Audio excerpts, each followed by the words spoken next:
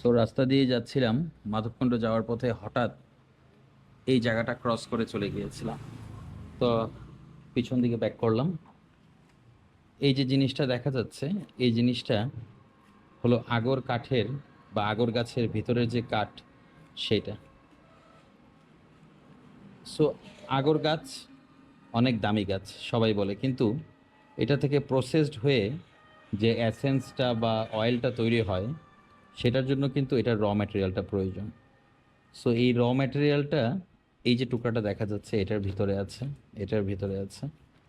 এখানে আমাদের কিছু ভাই আছেন, ওনারা খুব নিখুঁত হাতে এই কাজগুলো করছেন।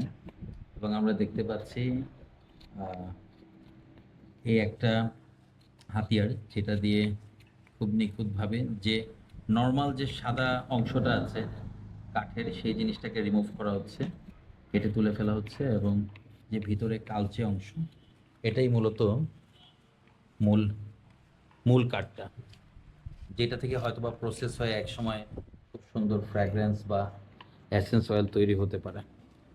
সো এগুলো হলো সম্পূর্ণ ওয়েস্টেজ। এবং এখানে যে দেখা যাচ্ছে কাঠগুলো হিট করা আছে, এগুলো থেকেই মূলত ফাইনাল ম্যাটেরিয়ালটা তৈরি হবে।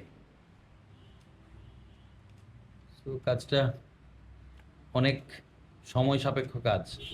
আমার মনে হয় আপনাদের এই এই ছোট একটা করতেও তো অনেক সময় লেগে যায় না? এই তিনজনে যে তিনটা ধরলেন, এই তিনটা কত সময় চলতেছে মোটামুটি? 1 ঘন্টা? আরো তো বাকি আছে। মানে ফাইনাল প্রোডাক্ট কি একটাও বেরিয়েছে না? বাইরে নাই না?